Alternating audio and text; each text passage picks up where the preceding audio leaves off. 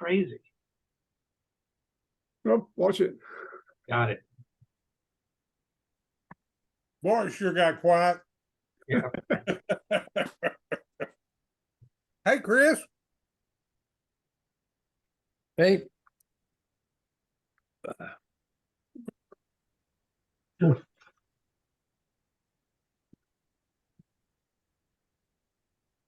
You see my background here?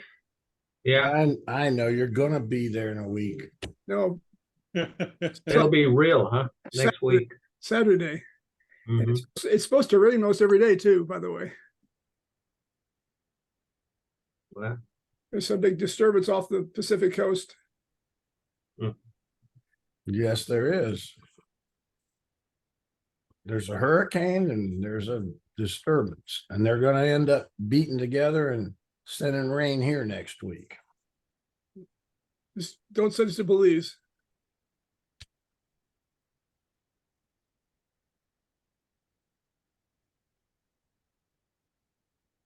Oh, what time is it? 7 o'clock. anytime you're ready. Yeah, let's get a show on the road. Let's share something here.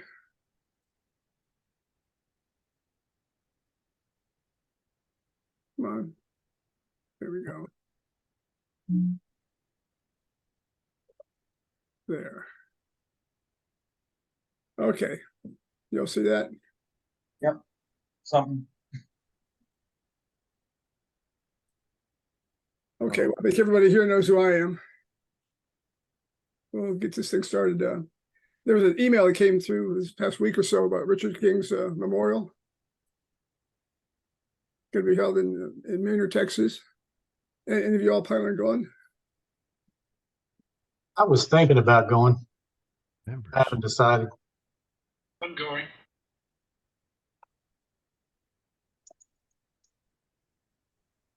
Is that the weekend before? Was that a whatever weekend before Thanksgiving? I guess Thanksgiving's pretty early. Whatever. Yeah, but if you're going to go, remember there's a request for an RSVP. Yeah. Okay. That's the week before Thanksgiving, so it's plenty of lead time. It's a Thursday. It's a week before Thanksgiving.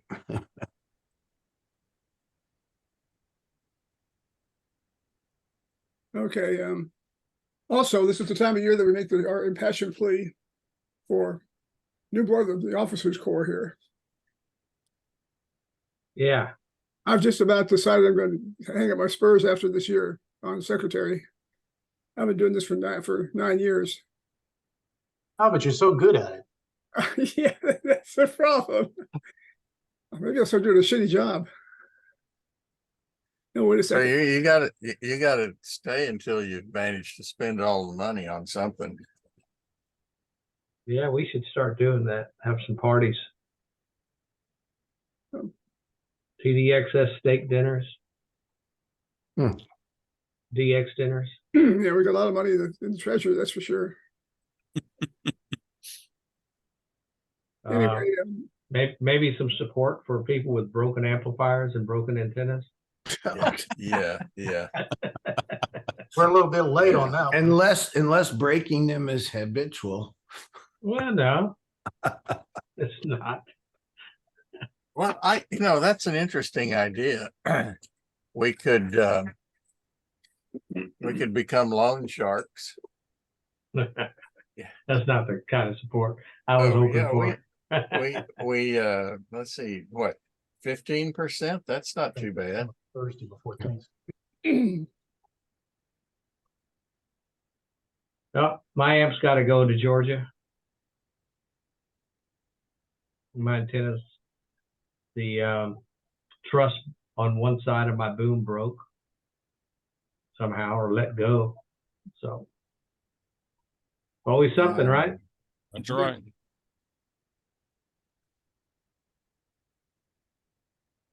Oh, I was going to show you that. Since you mentioned that, let's see.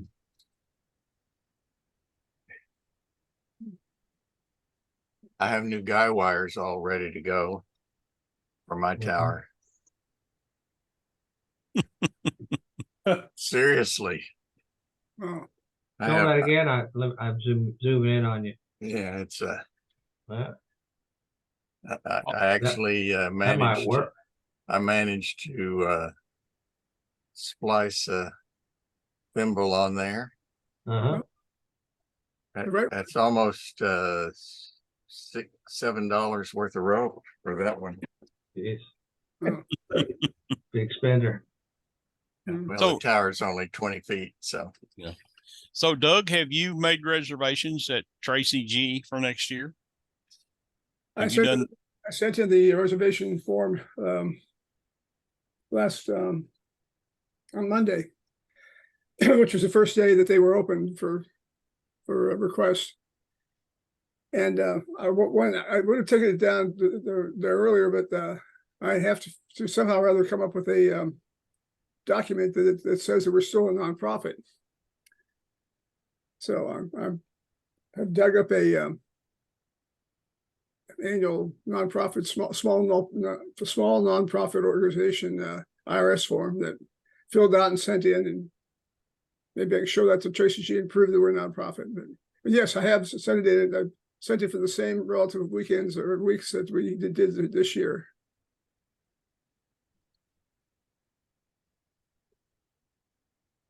Which is what, 7 No. or is it 5? February, April, August, October, December. It's 5 because 5, yeah, we don't do June, right? correct. Well, you know, the last meeting we actually had there was only 3 of us that showed up. So we've got to do something to stimulate some activity. Yeah. pizza? No, wait a minute. Pizza and Free- beer might be required. I don't know. Free money. Probably can't bring the beer in there though. Oh man, That's one of the draws of BVARC. They have meals at their meetings. Anyway, we need to get something going. And, you know, honestly, I mean, I've thought about this a lot, tried a bunch of different things, and I really don't know. I really don't know what we need to do. But participation just continues to dwindle, and you know, the reflector is not very active anymore. I don't know. I haven't been on the Facebook page in a couple of years. We have one. Yes, we do. I didn't know that. And, you know, without, you know, field day was a somewhat reasonable activity, but, you know, it's still the number of participants is, you know, relatively small. Our little Texas QSO party thing, again, relatively small, but those are 2 things that generated a little bit of interest in activity.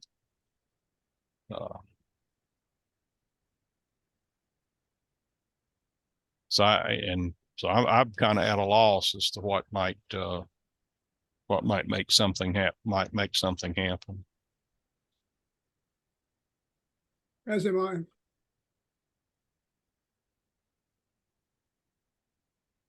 And Doug and I had some conversations about maybe we should just, you know, we could give up our corporate, our corporate status, do away with dues, and just get together every now and then to chit chat and have lunch somewhere. That might be the way it ends. Because we don't have the DFW contest group up in Dallas, they don't have any due structure or elected officials. and I think the Central Texas group is almost to that point. Yeah,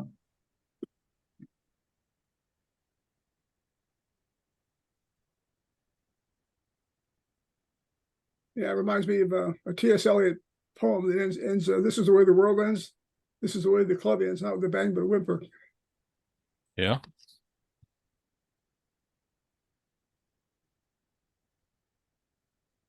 Well, the only good news I can say is gasoline was below $2 or $3 a gallon here. So driving from here to Tracy G is is under $10.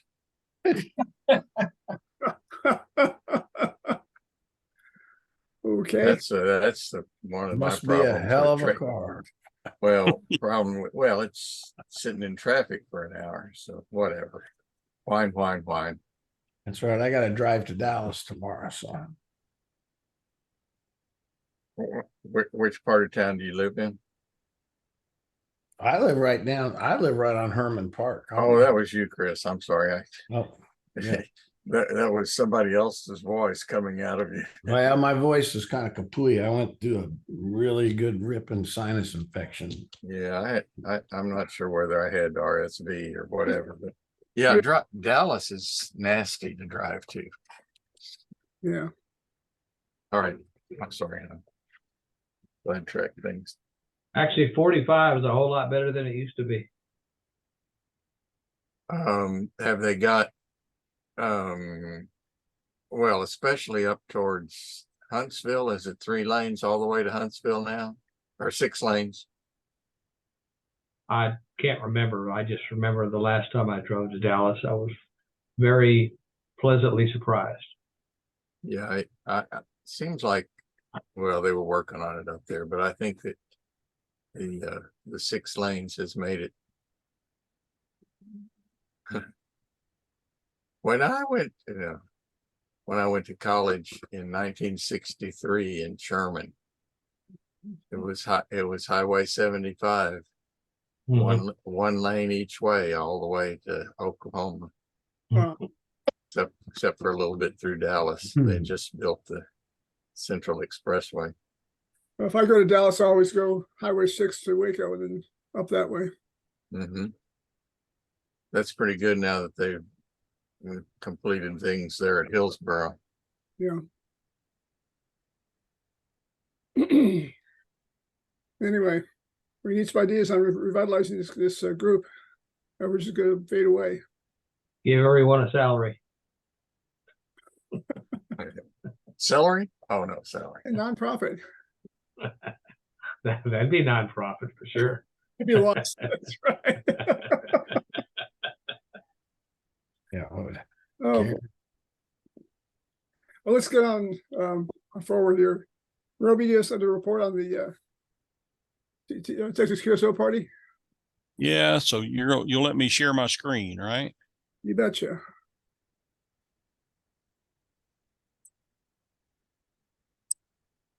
All right.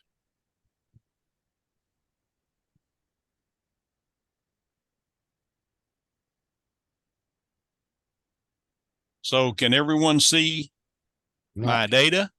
nope. No, not sharing it yet. Huh. If it's invisible, we can see it. Well, I But shared the what? screen. If it looks just like us, we see it just great. Here we go. Well, let's try this. There we go. That's Does looking that look better? That's That's it. better? Oh, hello. That's better. Okay, so this is pretty simple. I just collected some data from 3830 scores, and along with some additional data that I had that individuals had sent me, and I sort of made a tally of the 3, and in fact, the only clubs that I found listed this time in the Texas QSO party, like I said, in 3830, and with a simple comparison against the 2022 club aggregate scores down at the bottom. But we made a push to try to get more participation in 2023, which was moderately successful. We had about a 29% increase, 22 versus 17. There are the scores in no particular order, not sorted according to any specific category. But we had a K5Y, which is KJ5Y. And Well, I'm on my TDXS meeting right now. anyway, that was a Okay, are you outside? Muting. Doug's gonna have to mute him. Anyway, I believe that was a multi-op effort. I don't have any information on who the operators were. Mark, Right. you know, Right. Okay. we had several people. I made a pretty good effort this year, a little better than last year. John Okay. Bonica, K5EC, made a pretty good effort. So this all came out, and Chris did a pretty good job too. I was quite pleased to see that. So there's where we ended up. Some of these scores won't count because in order to be in the actual aggregate competition, you have to be a TDXS member, and you have to actually operate from Texas. So KB4 KBS is in Atlanta or in the Atlanta area, so his score won't be included. I think everyone else's will though, but that's just the way it is. The Central Texas Club participation number of stations was down significantly from last year. Their score was only down a small amount, mainly because of a couple of their big guns, K5RZ or N5RZ. Those guys, they make up a lot of ground. The Dallas Fort Worth group participation was also down significantly, and so was their score. So I don't know what's going on there. So the way I see it, I think we will garner second place in the 2023 effort like we did in the 2022 effort. And I really appreciate the effort that folks put in. I guess one other comment I'd like to make, we got N9MM or N9NM. He's actually a TDXS member too. We got to get him to move over to the dark side. I'll see about maybe we can talk to him. Maybe I can talk to him about that in the future. So this seemed to generate a little interest. I wonder if there's on carrying on the theme that we just moved away from, if there was anything else like this that might generate some activity for us as an organization. Maybe we could try something like this for the sweepstakes, or I guess CQWW is coming up pretty quick. Any other contest like that might be interesting, but maybe we can make an effort if you guys feel it would be worth it. Okay, yeah. Yep. Worth a try. Only thing I can think of is just to make sure that the members know how to participate, or to report, something either in the bull sheet or whatever. Just, I know Jim does an excellent job of listing what contests are out there, but just something that says this is how you participate as part of the club, whatever. Yeah, and I did a little bit of that in preparation for the TQP, and I got a little bit of activity, but not much. And I think what I did helped. I know one guy that I worked with was a complete no-show for whatever reason. I mean, that was a little bit disappointing to me personally, but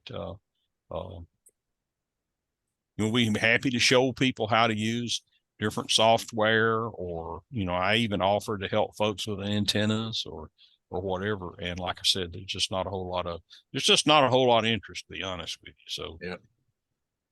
Well, I use the N3FJP text QSO party software, and it worked reasonably well. So, and that's another thing we tried to emphasize. And again, I don't know how successful this is, but you don't have to run N1MM and a whole bunch of antennas and a lot of power or anything like that to have a lot of fun in these things. You just need to get on and operate. And, it sure helps. Well, yeah, for a score, absolutely. but you know, not everybody has that horsepower, you know, that they can put out there. So Roby, yeah. question for you. Have you thought about bringing on some of the school kids and some of the schools to join this? To Well, generate an interest in ham Who are radio? you talking about? Huh? so that would take a commitment, you know, from some of us, more than one of us, probably should be more than one of us, and to figure out even how to, and to figure out, and then figure out how to approach that, you know, school clubs that have more members, that have, and that are more active in this area of, you know, the advertised license exams and maybe prep sessions and stuff like that. That's a good way to get fresh blood in, but that takes a pretty significant commitment of time and effort, you know, by individuals to make that happen. I think BVARC does that. I'm not a BVARC member, so I don't really know. And I think maybe NARS still does, or maybe it's the Katie group. I know Orville participates in some of that. Katie, And then there's a group down here around me that does exams and stuff like that. But you know, they've had guys that do that, have been committed to doing that, and many of them for a number of years. And whether it's one Saturday a month or 2 Saturdays a month or whatever it is, you know, they're always there. They're always at the NASA group, I think at the Gilruth Center is where they do their testing and that kind of stuff, you know, and it's advertised a little bit, and they have traffic through that. And that's a good way to get members. Of course, some come in and, you know, get a license, and that's the last you ever see of them. That's kind of to be expected, and they just kind of, but occasionally one will stick, and that's the guy that you're looking joined for. ham radio. The first thing I did was get a walkie-talkie, and everything was local. But these kids, a lot of them don't realize that we can go to almost any country in the world and talk to people. And I think that's probably the biggest draw. We're not looking for people to learn CW. We're learning people that want to talk and want to learn what the country that they're talking to is about. It's an interesting, I mean, it's just something to think about. I know I started out with that. Then I had a base station, and I had a mobile unit. And finally I bit the bullet and bought a K3. And I've now got an amplifier and an antenna, all these things that I can't use because I can't get the darn system because I've got this stupid cast that won't let me get close. Oh, boy.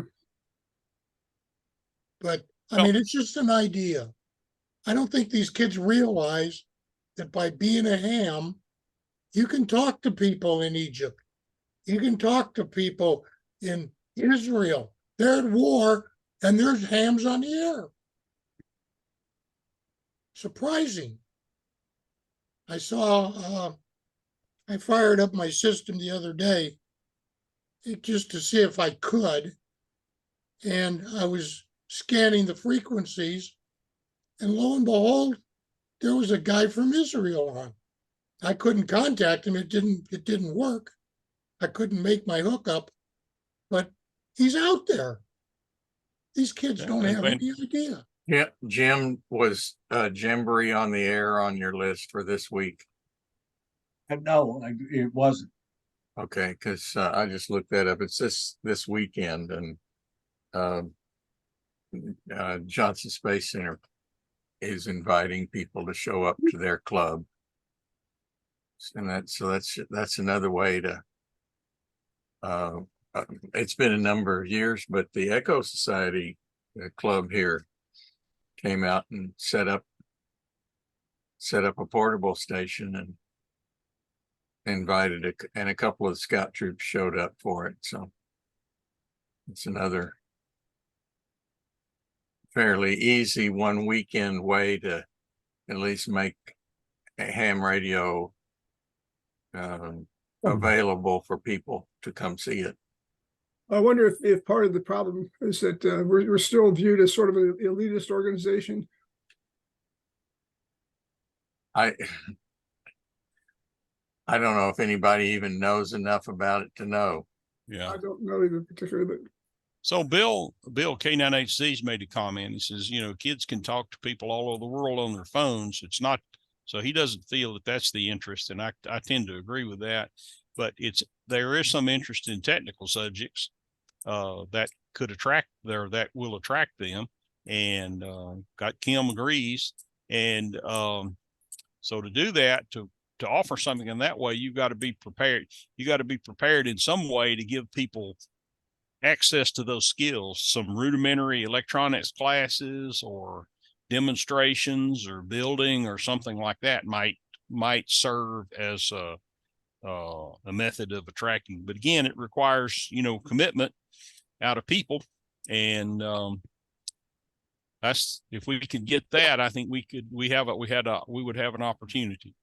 Mhm. Anyway, I didn't want to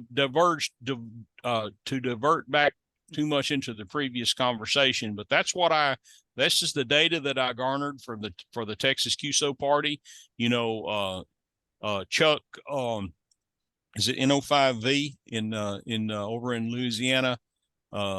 He's got the logs. He'll be grinding away on that, putting all that stuff together. And if you guys have not seen his reports, you should go to the TQP website and get the 2022 results and read it.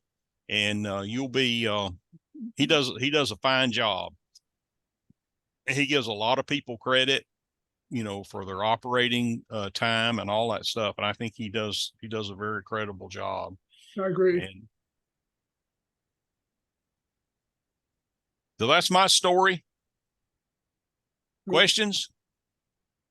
Thank you for everything you've done. I appreciate it. You're welcome.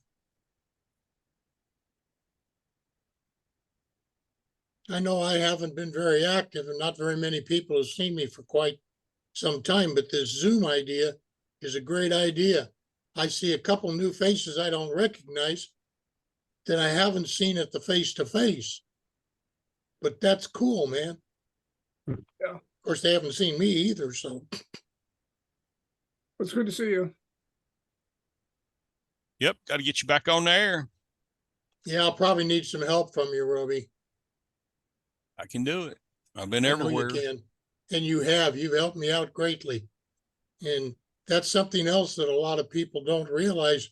And it's the same thing with Alan and Jim and Doug. You've all been very helpful to me. And hey, if it wasn't for you, I wouldn't even be doing Zoom.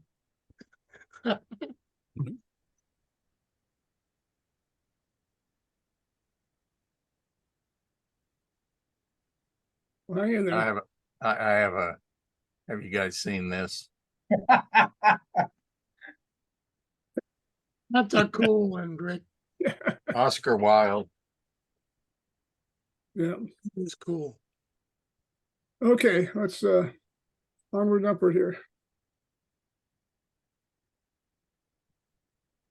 Okay, there we go. So I've got a program here. I have the HamClock. Have you all seen HamClock before? Have you read about it? Have you held it in your hand? Is it completely new to you or what? New to me. Okay, New to me. Me too. good. Good. Okay, well, y'all can read what it says there. Basically, it's a poor man's or poor ham's geochron, if you will. If you know these geochrons are up on the wall and beautiful graphics and so forth. When you do this right, you can put it on a big monitor and have something approaching the dazzling display on the geochron. So I'll show you how to do it. Okay, let's see.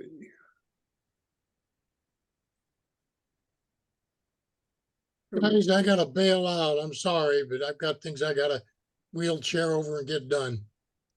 Okay, well, it's good to See see you, you. Jerry. Good to see you, Jerry.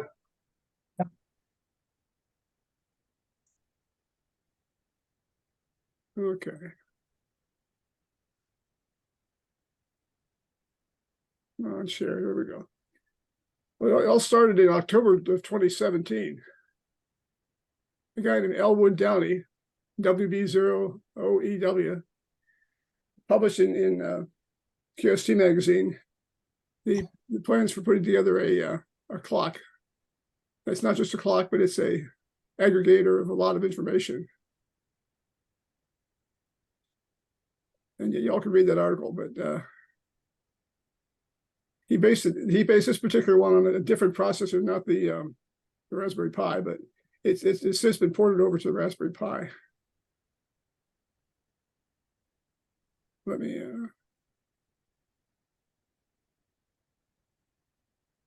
okay, I'm not very good at doing this multiple screen stuff and screen share, so hang in there with me.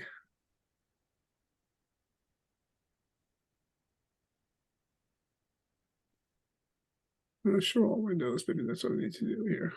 I can give you a class on multiple screens. I take it. Okay, so this is the guy, by the way.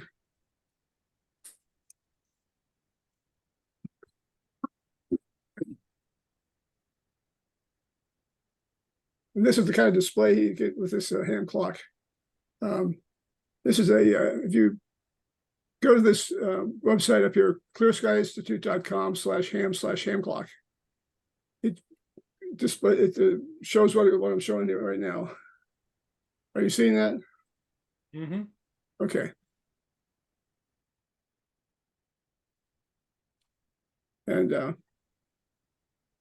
these tabs here, that's the original article.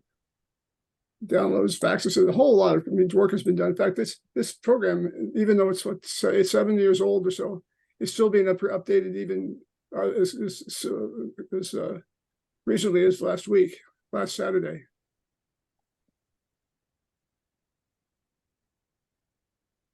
But basically, here is a HamClock. Can you see that? Yeah. Okay. This is running real time on a Raspberry Pi, and I'm projecting it into my high-res monitor, my 32-inch monitor. Although what I'm actually doing to get it into the internet is I have the HDMI output from the Raspberry Pi going into something called a CAN link, which converts it into a USB, like a webcam kind of format. That's coming into the computer, so then I can get it onto the screen to go to the internet for all you guys out there in the internet. So Very cool. anyway, but this has all this information, as you can see here, times, dates, various kinds of displays. There's live spots for different bands. This is on PSK right now. I can say point to 15 meters. Oh, the problem I have right now is I have two mices, one for the computer and one for the Raspberry Pi. Okay, what is this? You can see that red cursor moving. It just moved. There's all this information that's in each of these boxes you can display. Right now it's displaying PSK. It's displaying the last 30 minutes on 12 meters. I can change it to, say, 15 meters.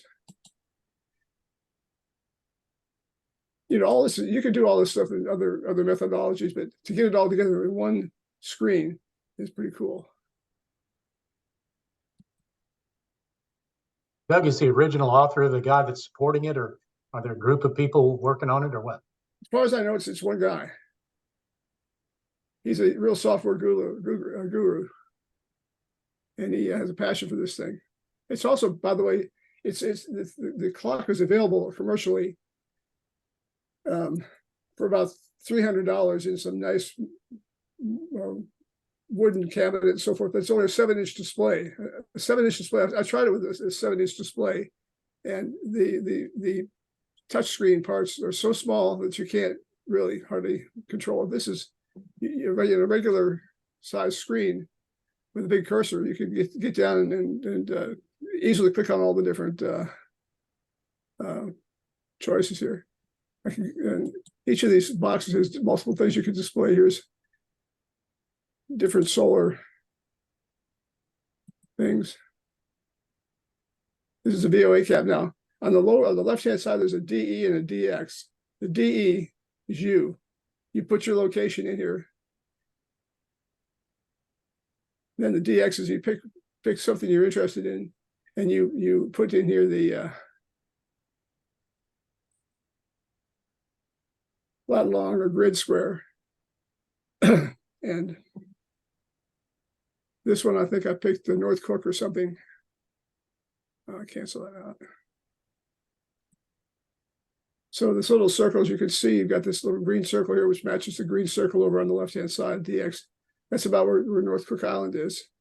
So now what's this?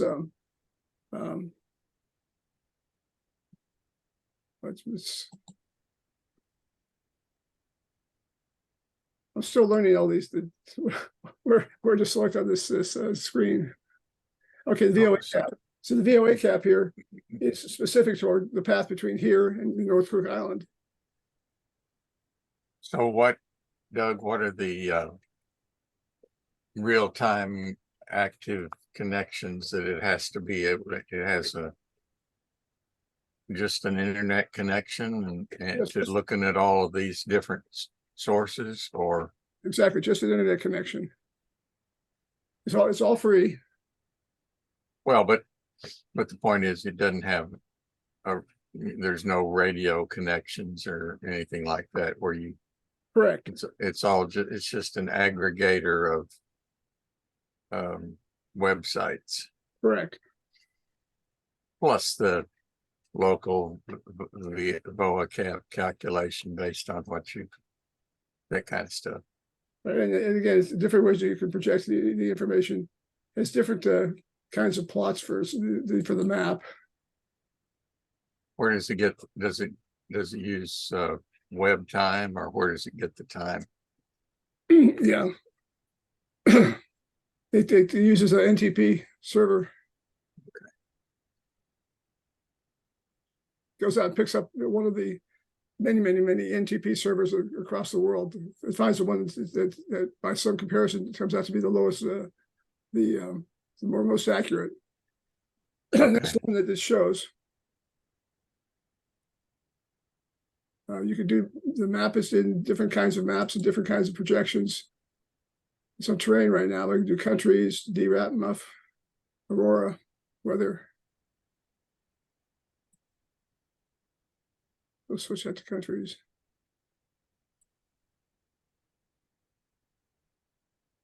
And the way that I use this is I have several inputs into my screen, my monitor.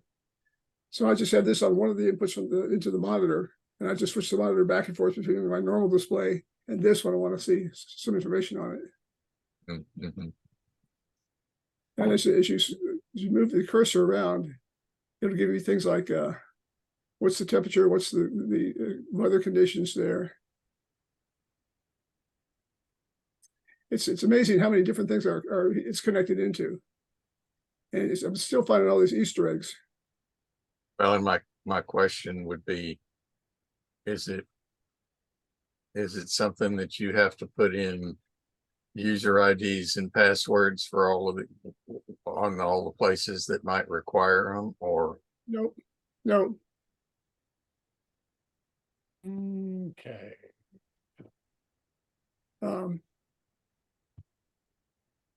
There's also, if you click there, brings up a list of satellites of have interest. And the green ones are up right now in the sky. The red ones are just about to go below the horizon. The white ones are off somewhere. It tells the numbers there in front of the white ones are what's the hours and minutes before the next rise. So if I pick Okay, no 15. Yeah, the weather satellite.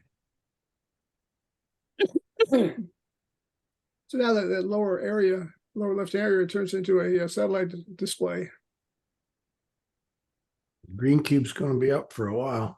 Yeah. We just picked it up here.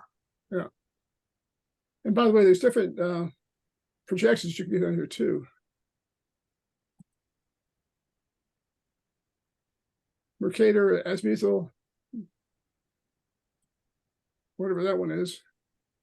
More readers.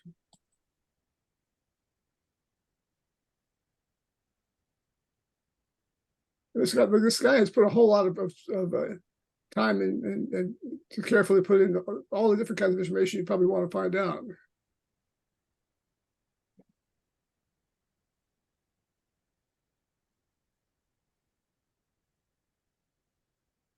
So the hardware, what's the hardware? Just a Raspberry Pi programmed up or what? Yeah, this thing, as I think in the intro, it says it even run on a $15 Raspberry Pi Zero, but what I'm using and I would recommend is a Pi 4, or maybe a 3B. Certainly something that has Wi-Fi built in. Mm. But the 4 has got plenty, more than enough horsepower. Just running standard Raspbian operating system. Mhm. And so, The only trouble I've had, what's the source code? Is it, well, is it compiled, or is it an interpreted language or something like that? it's in Linux. So does he provide the executable? Is that what you get, or? Yeah, let me go over and show you. See if this is working. Or is it open source? Or is it open source? I believe it's open source. Let me see.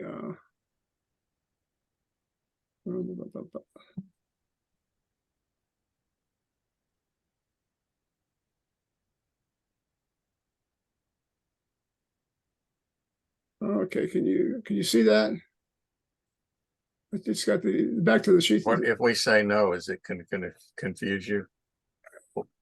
We see text down there at the bottom. My problem is, normally when you share a particular window, you get a green outline. Bullseye. I'm sharing the desktop. I'm not seeing any kind of an outline. So right now I'm looking at something that has the map in the top part, and then below that is some text. Yeah, it says to install HamClock.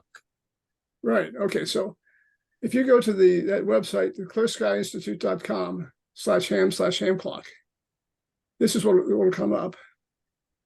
It has first the article, then download what they're where you get the latest source code to download, facts, user contributions, desktop. This is how you can load it into the Raspberry Pi.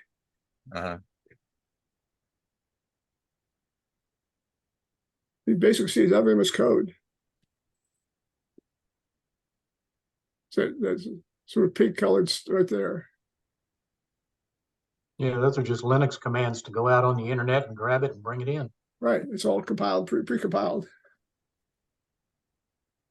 And he said he's running on Bullseye, but I think there's a later version of the Bullseye, but it's really easy to get it in. The only problem I had actually was just in getting it to talk, the Raspberry Pi to talk to my screen, because this is a 4K screen, and there's this, there's so many different ratios and screen sizes and so forth. That took a little bit of work, but anyway, this is very easy to implement and try out. If you have a spare Raspberry Pi 3B plus or 4, give it a try. My Pi 3B died. Chips got so hot you couldn't touch them, even with the heat sinks on them. Did you overclock it? No, no, straight out of the box, nothing special. I just noticed one day my MTP server was down and I went over there and said, what's going on? And there was a lot of heat coming off that board. Wow. By the way, if you scroll down here, you see at the top it says built for the Raspberry Pi, Mac OS, Ubuntu. There's even a Windows emulator. I guess it's like a, what do you call it? I'm not thinking of the word right now, but there's all different kinds of ways to implement this thing on these small machines. I got an Ubuntu machine. I might have to try that. Yeah, I think the Mac OS is the next time I'm going to try. These Unix-like machines.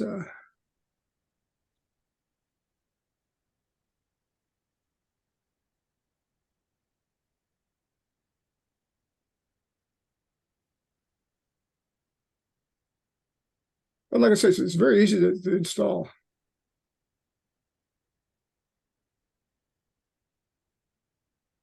So give it a try.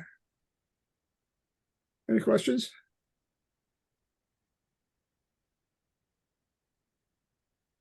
Looks nice. No, it's cool. Does it get HBO? Unfortunately, no. Yeah, but there's still nothing to watch. Never mind. Ain't that the truth? What's the point? I had a couple of questions, a couple of additional things off the subject, so I don't want to off of this subject. So I want to wait till Doug's through with that. Well, that's basically what I want to do, is just introduce you guys to the HamClock and say, give it a try. It's so easy to do if you've got a Pi 4 or a Pi 3B plus. It's nice. If you've got a big screen, it really knocks your eyes out. I mean, whatever you're seeing on your end is not near as good as what I'm seeing on this side. It's pretty amazing stuff. That someone has a passion to get on this and to keep upgrading it for 7 years for free. Boggles the mind. Okay, I'm through. Good job. Yep. Thanks. Great. Thank you, Doug. Doug? Hey, you got one there. What do you think about the touch screen there? Use them at the contest station. I'm sorry. No, you muted yourself, Bill. He said he uses them at the contest station.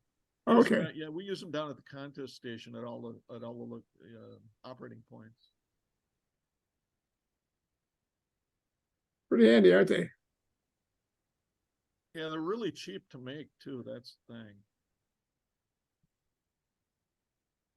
We're considering that a Geochron costs about $500.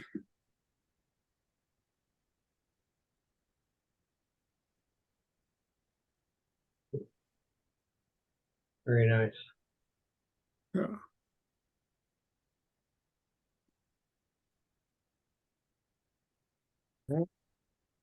One thing I was going to ask is I see people with multiple monitors. Has anybody heard of the Microsoft thing called Mouse Without Borders? No. What is that? It's free, and it's a Microsoft Garage, which means it was written by somebody at Microsoft, but it lets you have multiple computers, but one keyboard and one mouse. And so you can move the cursor across, well, it's up to 4 different computers. Hmm. So if you have, like in my case, I have 3 computers here and 5 monitors, but one keyboard and one mouse, and I can seamlessly move to whichever one I want. Saves a whole lot of desk space. You don't find that confusing? No, it's a lot easier than having 3 keyboards stacked on top of each other and 3 mice and which one's the right one that goes with this mouse. That's the It's basically, it basically works out to be the same as, yeah, really, as a computer with 4 monitors on it or 5 monitors on it. Very cool.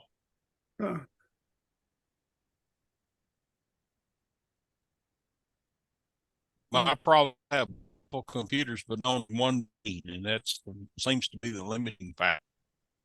You're breaking up, Roby. I said I have multiple computers and only one brain, and that seems to be the limiting factor. You're still breaking up. No, I'm kidding. That's the bottleneck, huh? That brain Software problem there. firmware. I wish you were. How many of you guys use or have SDR receivers? Look like this is the AirSpy 2. That's the 24 to 1700. Yep. What's that one, Chris? RTL SDR. Okay, Yeah, I've got one of those. cool. Yeah, the reason I ask is I've been just past couple of days. One of the guys on the consume session in the morning has been doing a lot with the radio sons, and they're on 406 megahertz, and you know, a lot of the new box amateur radios don't do that frequency, so it's kind of fun. I use SDR console. It's the one that Simon Brown wrote. Yeah, I use mine tied in with the 7610 whenever I do 6 meters. And I've had as many as 9 instances of WSJTX up. Do you know Paul Newcomb? Into EME is one of his calls. Yep. Yeah, he's been on a lot of the different club doing presentations. Yeah, it's I've never had more than 3. I have the Roby limit. It happened one time. Now I'm pretty well. The most now is 4, but usually it's just 3. It's pretty cool to be able to well, I have some of the fun cubes, but they're not broad enough to be able to do all the different Right. areas on 6. But if you have like for instance the R2, you can listen on Q65 and FT4 and FT8 and MSK and sideband and CW and the beacons, all with one antenna. Yep. One SDR. One SDR. Yeah. I also have there's multiple people who make these, but Paul, his thing called the SDR switch. Yep.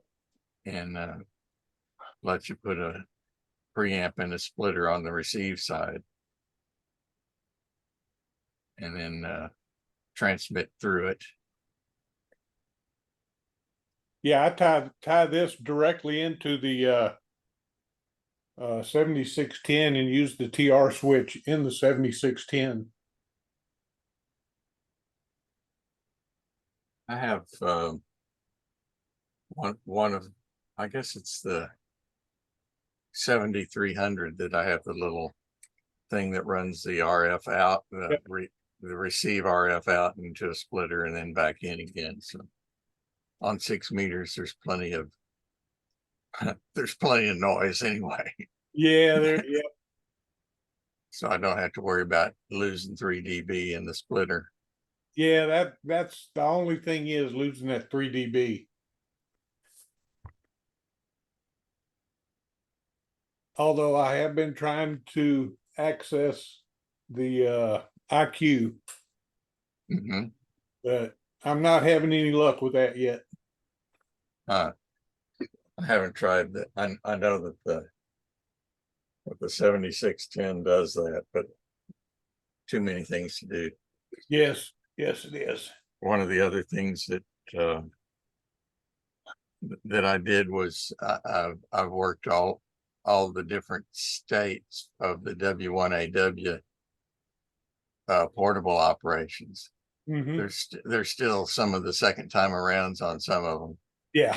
But the other thing that was kind of fun was when it was Texas, the second Texas week, I activated W1AW/5.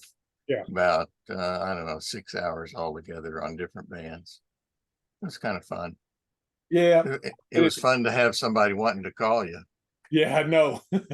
I did that once before. That was a lot of fun. Yeah, I did the first session, and then the second session got on me before I knew what was going on. This year? Yeah. Wow, because the first, well, But I'll put in my whine voice and say that the ARRL leadership did a pretty crappy job of informing the Texas people. Yep. And What's then, up with the ARRL leadership these days? anything I say is going to be rude. Yep. I'm keeping my mouth shut. About all I hear. Remember, it's still recording.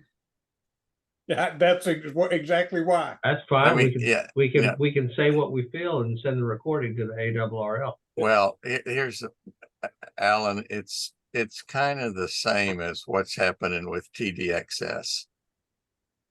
Okay, you figure all of the things about TDXS and what's happening with it, and just change the letters.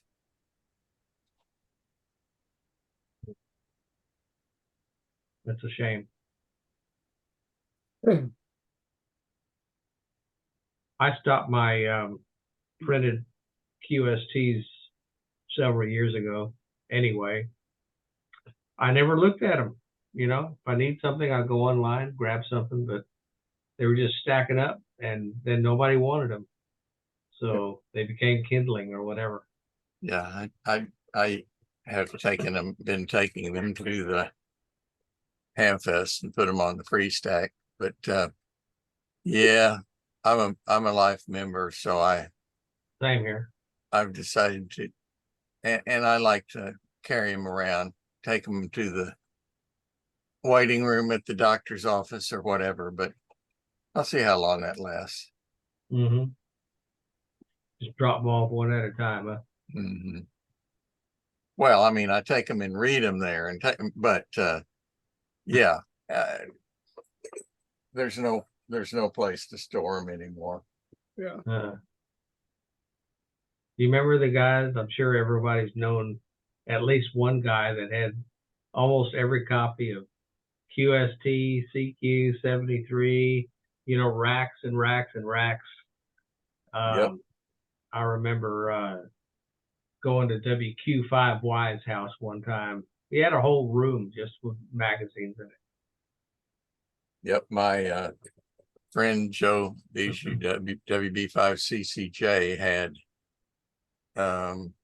every Byte magazine. He passed away in 2000, but he had every Byte magazine, every Kilobaud, every Dr. Dobbs, you know, ham radio magazine. He had a garage full of them.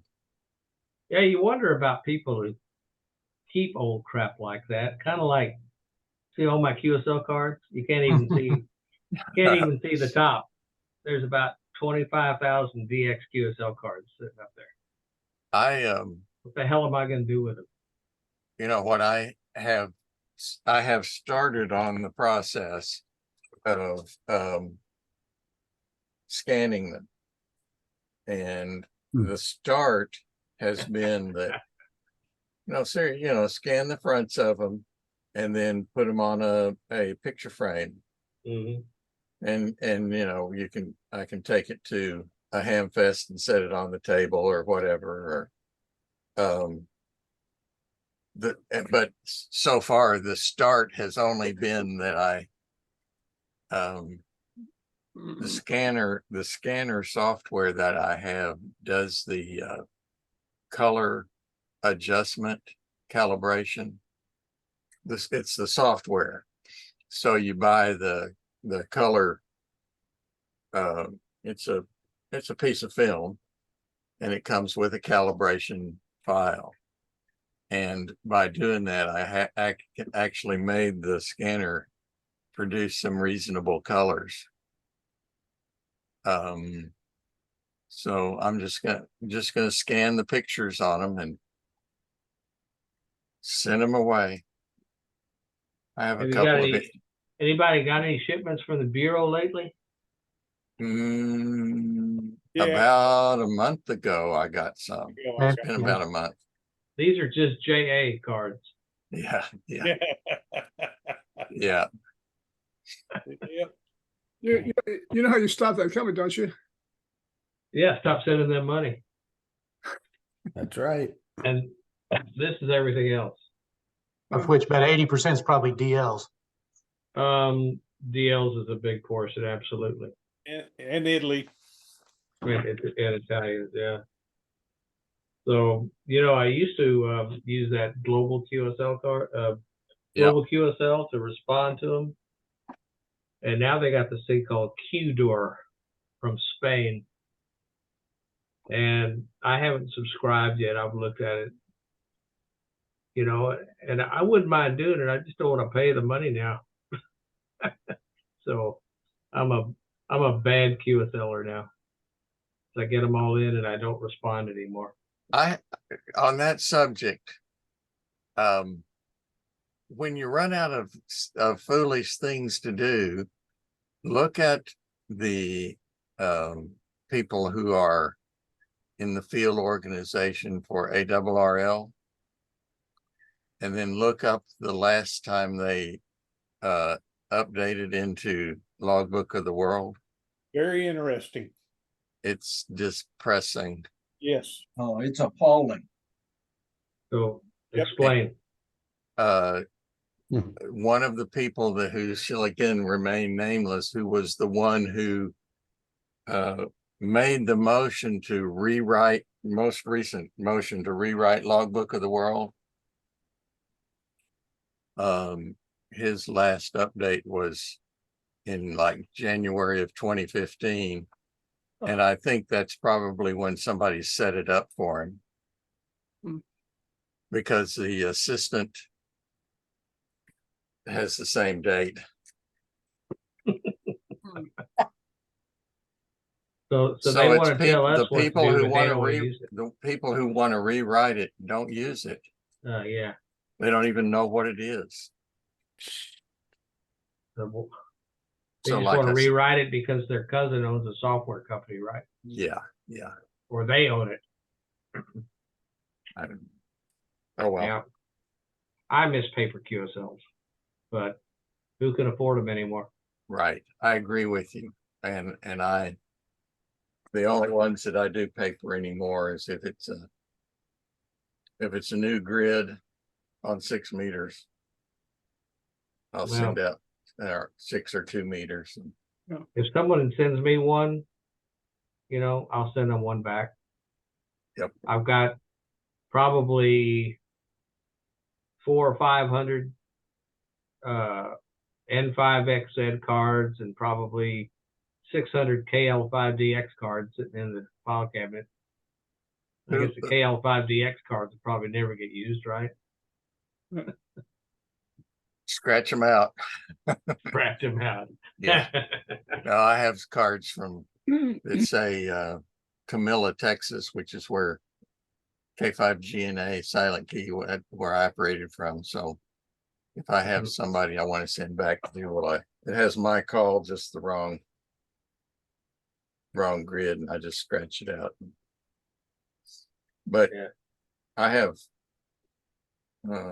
was buying them from W4MPY, and shows you how long ago it's been. Yeah. Well, mine are all, I ordered 1,000 from Global QSL, Mm.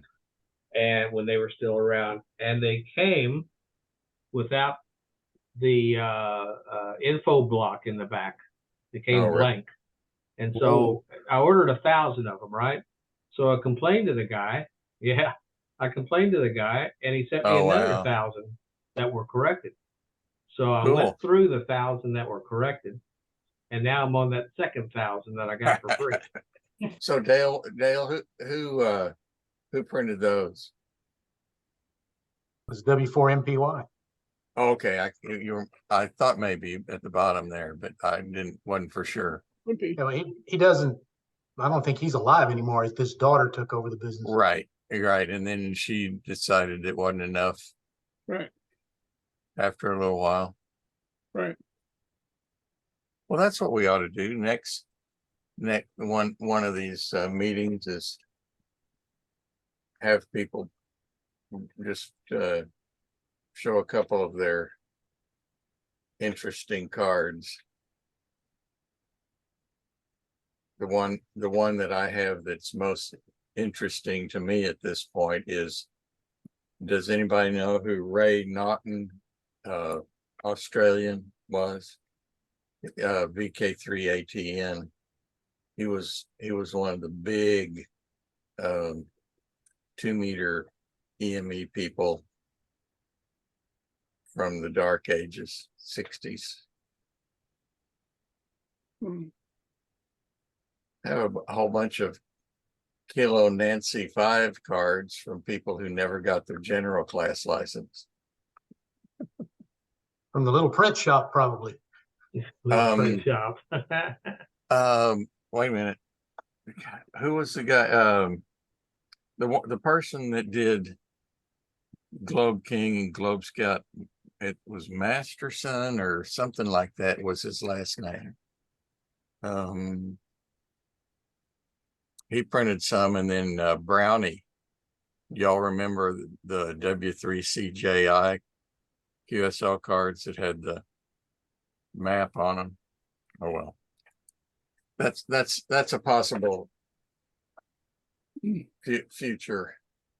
Bring a couple of cards and show everybody. This is probably one of my more interesting ones. 1Z9A from Karen National. Okay. Well, tell us about what that is. If I'm not mistaken, this is or was a section of Burma or something like that that was never actually recognized. Really? Is that right?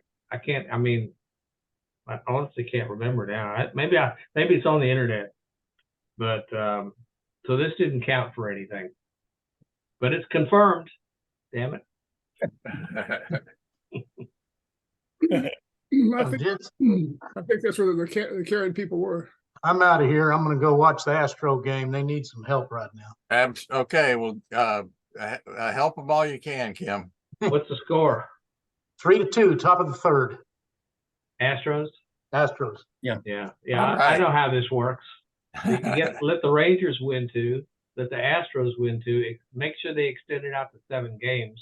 Yeah. So they all collect extra money for every game. Yeah. Right? I know how that shit works. Yeah. Pardon my friend. Seems fairly cynical, Al. No, I agree. I agree. He's right. As a guy that grew up with the Oilers and the Texans, cynicism in sports is part of my DNA now. I used to work right across the street from the Adams Petroleum Center, which it's now a step up from there. It's a Metro bus stop. Yeah. Let's see. It is Karen National Union. It was Burma. Apparently it still exists. LZ3HI. Huh. Interesting. I have a couple of South America ones. And Yeah, South boy, America, Rick, not South America. you just I'm caught sorry, yourself out. Antarctica ones. You're what's running up, what? you running that FT8 in the background there. Why not? I like making QSOs. I just don't like making them as much this way as other ways. So why not? You Why need to put, if you have the, one of the extended versions of WSJTX, you can tell it, don't show me Japan. I think you can do that with WSJTZ also. Hmm. You can tell it, you can exclude countries and exclude domestic and Yep. do all kinds of stuff like that. Run it unattended mode. Yeah. No, Zombie don't mode. tell anybody you Zombie, do is that what that. they call it? Zombie mode? Yes. And I No, have it there's- and I don't use it. I Don't just- use it. Yeah, there was one of the guys here in town that did it. He finally turned it. There's more than one in town that does it. Trust me. I know one right in Richmond, Texas. And Not here, but I he won't turned say it who off. is. He turned it off after the 5th time I called him. You I know, think made it, JT Alert will let you blank out certain countries and stuff too. but I, like I say, I answered him and went through. He called CQ. I answered him again. He called CQ again. I answered him again. After 6 times, he turned it off. Well, when you abuse things like that, you keep That's calling right. somebody. I mean, that's abuse. He was calling CQ. I could answer him. I'm anybody. Maybe they should program it so if someone calls them more than once, and I mean, yeah, you get this real hot signal coming out and bam, bam, bam, bam. So you go ahead and say, okay. And then it sits there and just keeps hitting the same thing again and again and again and again. Another thing that'll do is just come back to him with the 73, and that confuses the software too. Really? Yep. In some of the You don't have to go cases, but straight to 73. You can go down to the RR73. For the what about next the one. guys that keep answering you? You call CQ and there's a couple of stations. I must have them 100 times in my log, on the same band. I mean, same why? stupid stuff. Why answer me? Is it a guy? Is it a person? I don't think you know half the time. Yeah. I mean, you'll sit there. I go back and look at the ones that I'm trying to put in for that night. I upload. Yeah. I'm using Ham Radio Deluxe because it did a lot of the logging for me. So, but from it, I got to manually send it to Logbook of the World. And so that's the only manual thing I do. I kind of look at them and I'll have the same call sign about 5 times in 100 calls. So. Yep. Well, and that's why I use JT Alert. And in general, I don't call somebody that I've already talked to on that band. I mostly just I call did. I CQ. really liked it. I really liked it. I call someone if I need it. If it comes up in my logbook, I need something for a new slot, then I'll call them. Otherwise, I mostly just call CQ and let people answer me. Yep. Pretty mindless, but I can say that I'm out there. It's going to be interesting. I was at the 6 Meter barbecue a couple of weeks ago, which I don't know if any of you guys know More about activity there than on 6 meters, right? Yeah, well, turns out it's probably the last one that they're ever going to have. Dick is whatever. It was probably the last one. But the point was that Joe Taylor was there, and he had a very interesting, as always, presentation. W7GJ was there, Lance, showing pictures of his latest DXpedition and where he's going next. But the point was that Joe mentioned the fact of when you tune across the band, there's nothing, and then a zillion people at the FT8 frequency and then nothing. Well, you know, next to nothing. It's not totally dead, but he said the discussions have been, how do we get people to spread out? And there's two reasons. One is, two reasons for doing it. One is, if the rest of the band isn't used, we lose it. And the other is, of course, too many people in one place makes it no fun for anybody when there's plenty of room in other places. But of course, so the question is, what is the process method of getting people to spread out? And of course, no matter what frequency you go to, that's quote, my frequency. I've been there for the past 400 years and I don't want you there. So that's the biggest problem, is getting all the people who own the other frequencies, for the other modes or whatever. But he said, if anybody had any thoughts on the subject, wanted to say something, the IARU is definitely discussing it among the radio associations around the world. So it'll be interesting to see. May not happen. Well, how many of you guys went through the AM to single sideband wars? I'm not that old. Yeah, okay.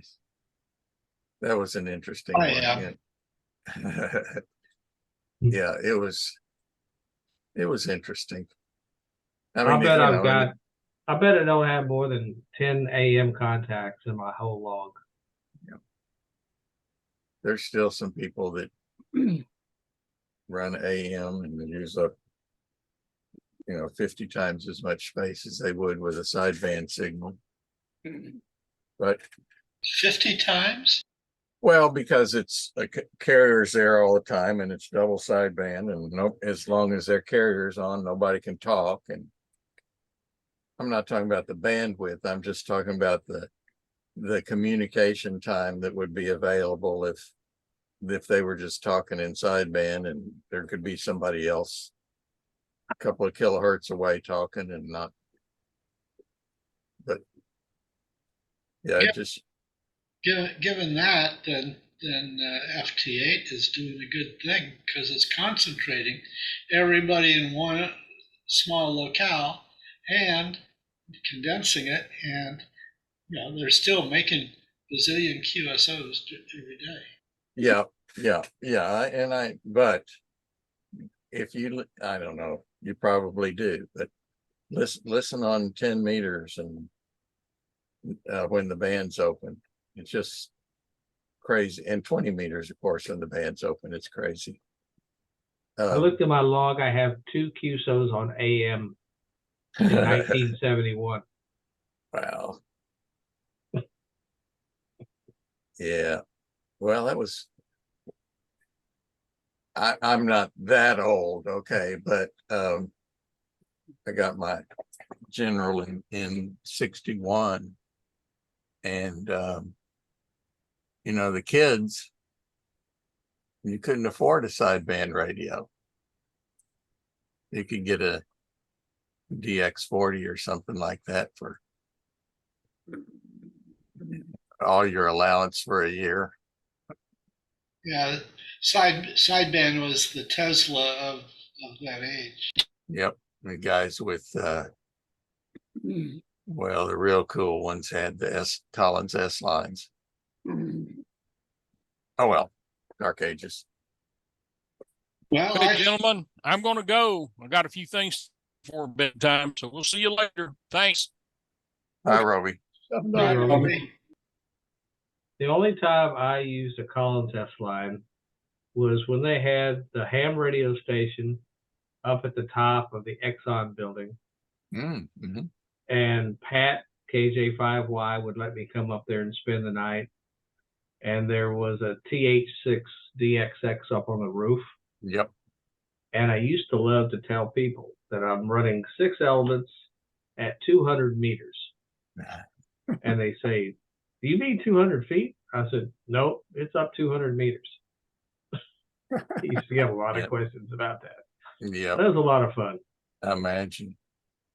It was fun going up there on the roof when there was clouds down below the top of the roof. And you look down and all you see is clouds. That's pretty interesting back in those days. Yeah. Way back in those days.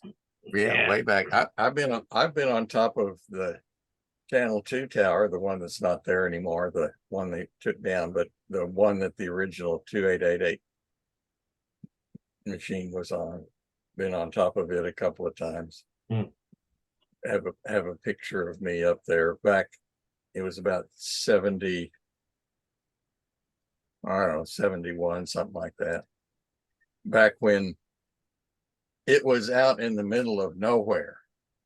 You know, there was no development down that direction.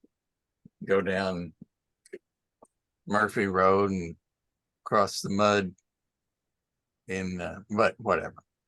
But one time it was clear. The other time we got to about 900 feet, and that was the bottom of the clouds. And the rest of the ride to the top of the tower was in the fog, in the clouds. It was pretty weird. Because of course the wind's blowing through and everything's rattling. It had a 2-story building on top of it with a bunch of 2-way radio gear, and that's where the 2888 repeater was. Have you guys ever looked at CYI, WA5 CYI pump? Pump handle. Yeah. I know. It's there was a reason that it was Fawcett. Fawcett, Fawcett is his last name. But he has I guess it's still up, a couple of pictures and story about the original 2888 machine. It was before there were any rules about ham repeaters and didn't have an idea, so you had to say K5GZR talking through the whatever the call was repeater. Leon Weiss was one of the guys that was. Oh well. Oh, it's okay. There you go.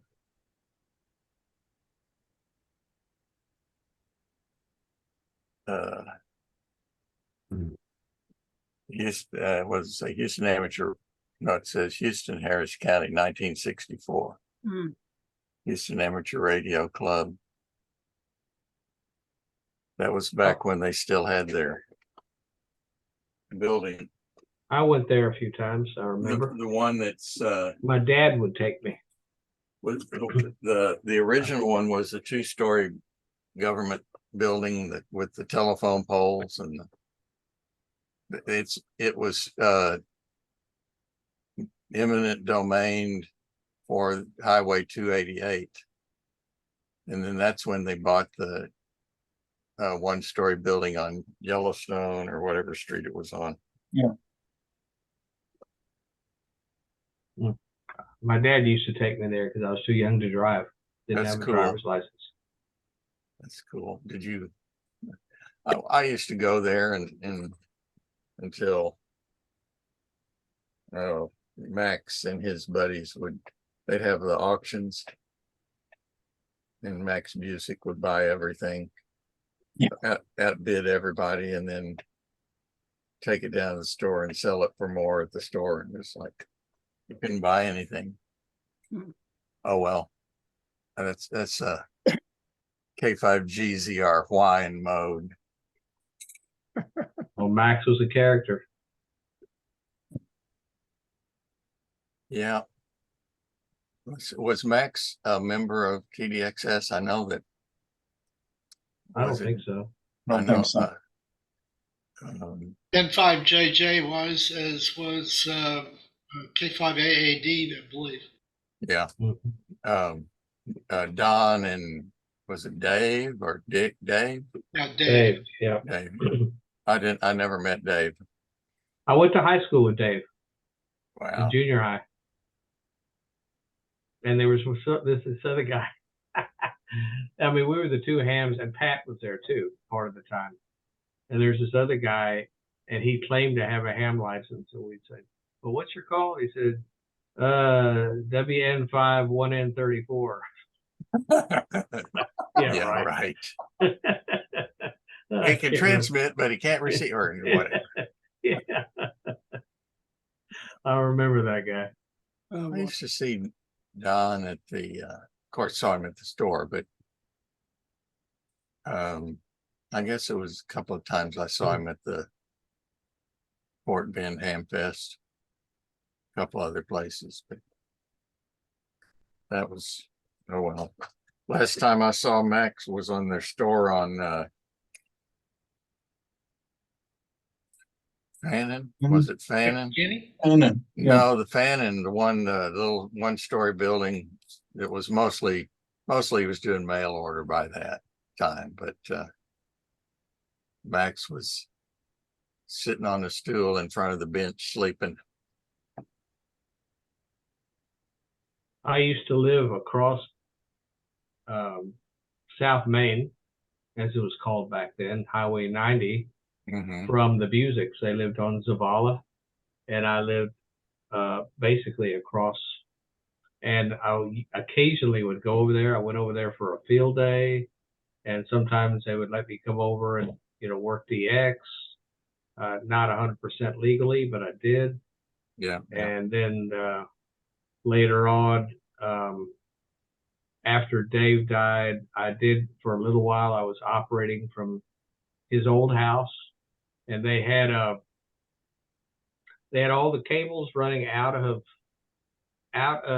the shack to like a 40-foot tower going over Zavala to another 40-foot tower, and then going up to the 170-foot tower or whatever it was. And had a lot of fun working DX from there. That's where I worked, that P5.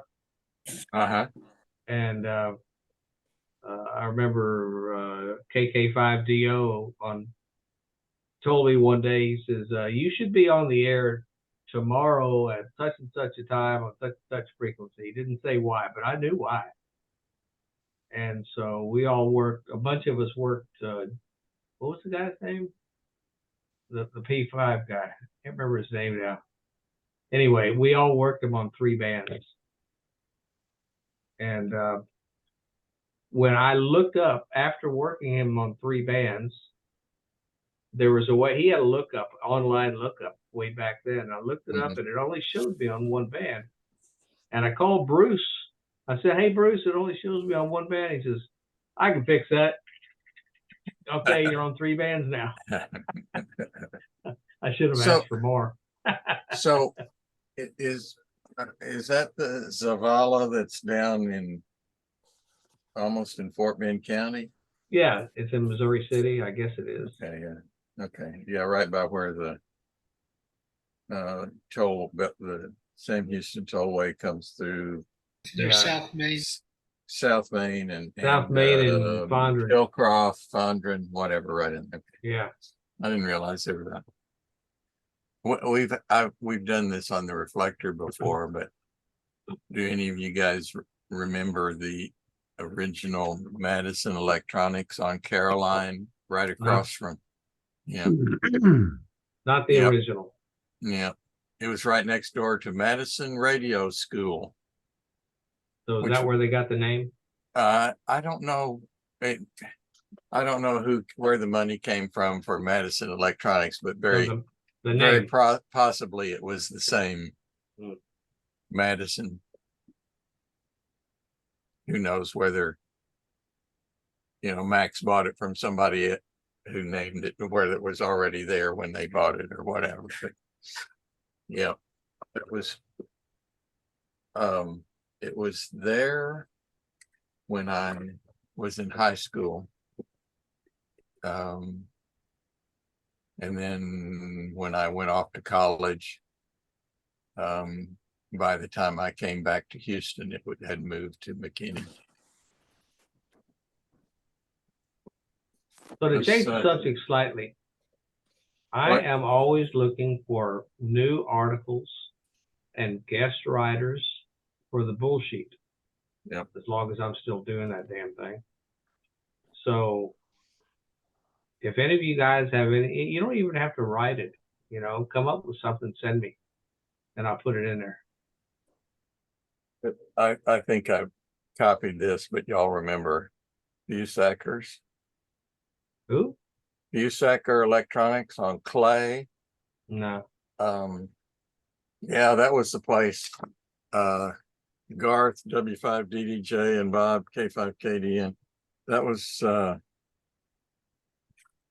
place that upstairs they had the ham radio stuff, and they had used equipment on sale. And So do you ever throw anything away, Rick? yeah. I threw away a Motorola low band 1/4 kilowatt. Watched the guys in the truck, in the garbage truck, pick it up and fold it in half. But beyond that, no. Well, I got the unlucky job of having the garage full of magazines that I talked about. I had to take all of them to the recycle bin and throw them away. Could have brought them over here. We could have had a bonfire. Yeah, it was interesting. I love I burning did. stuff. I traded my DX40 VF1, the Hallicrafters SX110, and Q multiplier, and a Viking Courier, which was 2 811s. Traded all of that in, plus some money for a Swan 350. A 350. Yeah, well, no, the 350 was not as bad as the Driftmaster. Otherwise, the 6-meter one, True fast. the 260 or something. 350. I remember though. I used to use one of those. Yeah. It was pretty cool. Put out some power though, didn't it? Yeah, well, it was, I guess they were 350 watts, and then the 500 was the 500 watt one, PEP. But yeah,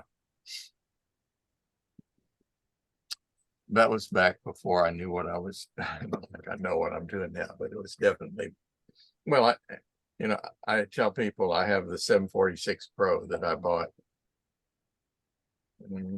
almost 15 years ago now. And even though it was designed in the late 90s, it's more radio than all of the other radios I ever had put together. And, even well, the 350 and the R4 and the TR4, and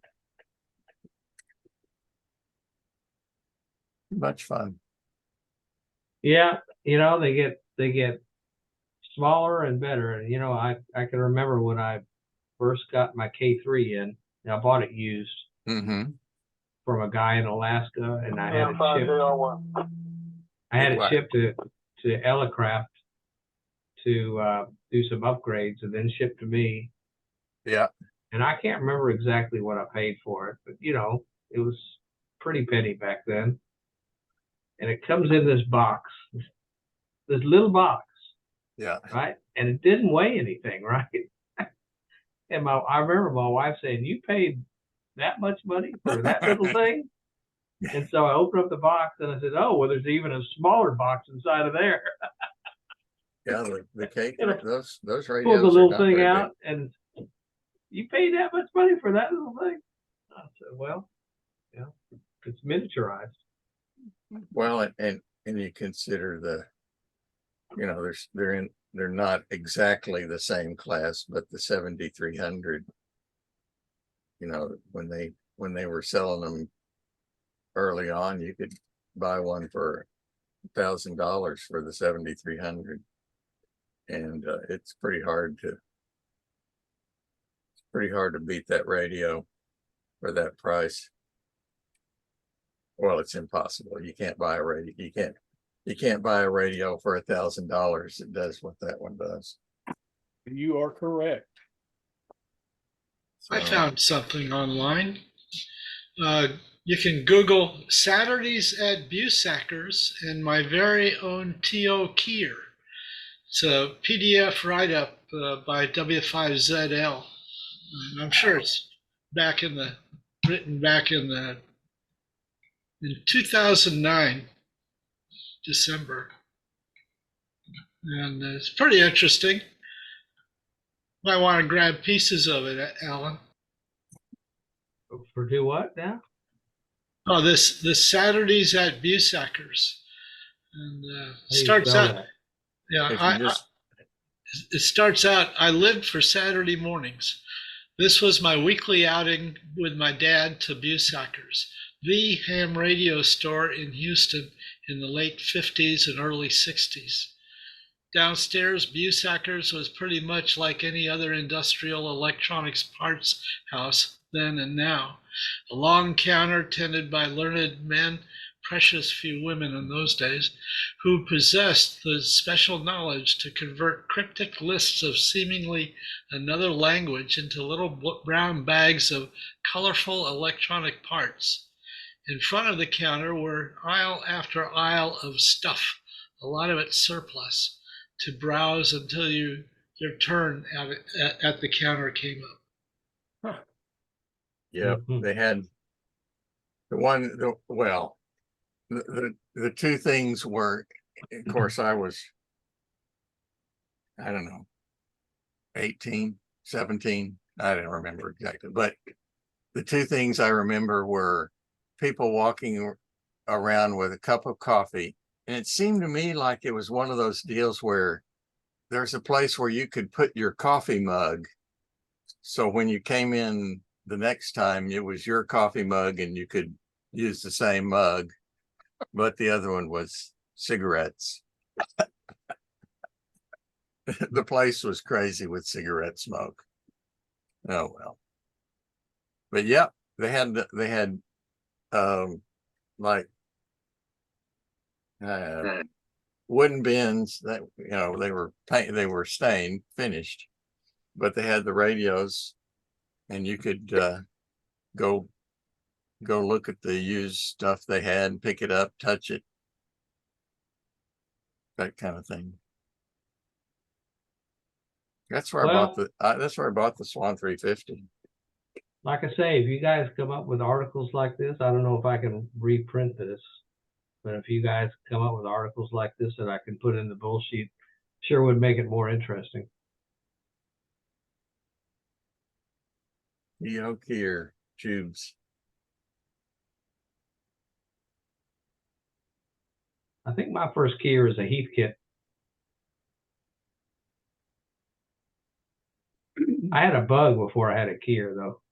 I used a Bug for about a year. Yeah, I was a straight key, and then I went to a homebrew keyer.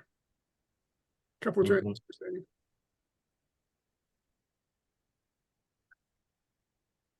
Do any of you know or remember, he's silent key now, Tom K5CNN, Tom, Yeah, I remember.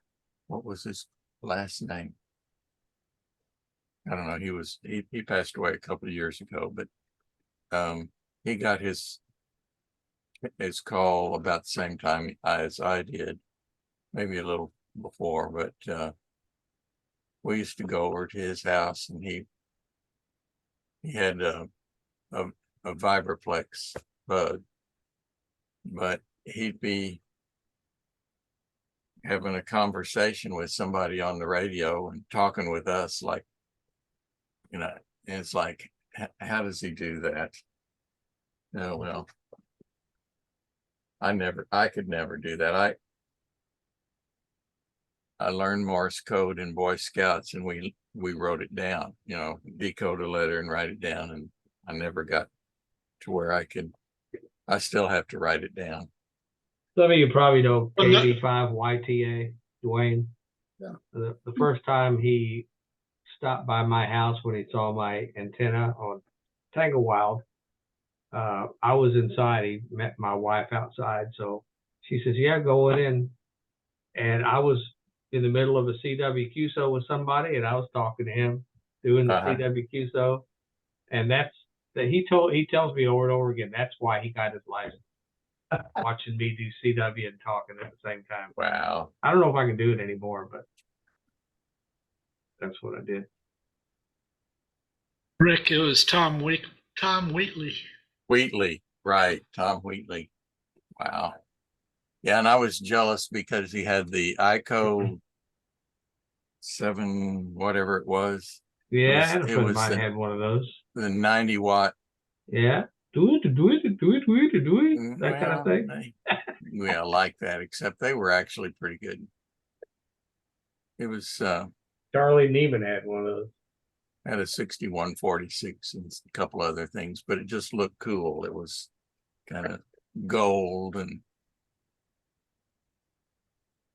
okay, so I have 2 more calls. Ken Montgomery was the guy that got me started with radio, with listening. W5ABY. He had a house on Brayburn in Bel Air. And he had 2 telephone poles in his backyard with a folded dipole. And whatever he had for a transmitter, it had a couple of 866s. And I actually never got to his shack, but one of my friends was next door neighbor, and you could look out the window and see him whenever he keyed the thing up. The mercury vapor tubes would light up brighter. The other one was, this one's kind of an interesting W5UKK. His name is Glenn Radcliffe, and he was one of the people that that was involved in the setup, whatever, of the Willow Bend subdivision where I live. And he had 3 telephone poles in his yard, and he had his yard platted so that there's his lot, because he was one of the people that did the subdivision in the first place. But instead of the lot being 75 by 125, it's 75 by 400. And so he could have his 3 telephone poles, each one with there's a 4-element 20-meter beam and a 4-element 10-meter beam and a 4-element 15-meter beam, each on its own telephone pole, spread out across his backyard. Anybody interested? The Astros just made 2 homers back to back, and I think the score is 7-3 or 7-4. Nice. What inning? Get more cushion. What inning? Shit, I don't know what inning. I forgot to ask my wife. Guess I can look online. Jim, what time do you think you're leaving on Saturday? I don't know. He said to get there around noon, so probably I Okay. was going to leave about I don't know. I might stop at Culver's for a big old scoop of vanilla custard, and then I'll just take my time driving to Sealy. But probably I was planning to get there about noon. Okay. Well, I know where it is because I drive by it to get to Bill's place in New Ulm every time. So Yeah. I don't know. If I run out of things, Sorry. if I run out of things to do, well, I may show up just because I've never been in there to see the stuff. But Yeah.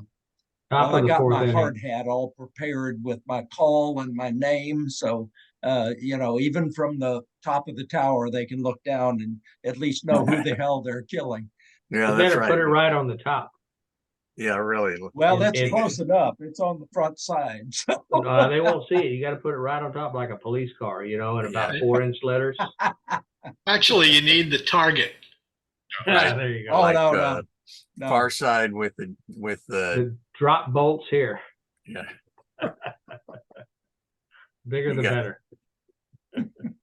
This has been fun. I'm headed out. Boss lady's due in from her teaching her class. So good to see everybody, and we'll Okay. I'll dig out a couple of QSL cards for the next one. So all just in those who case. want to be the next president of TDXS, raise your hand.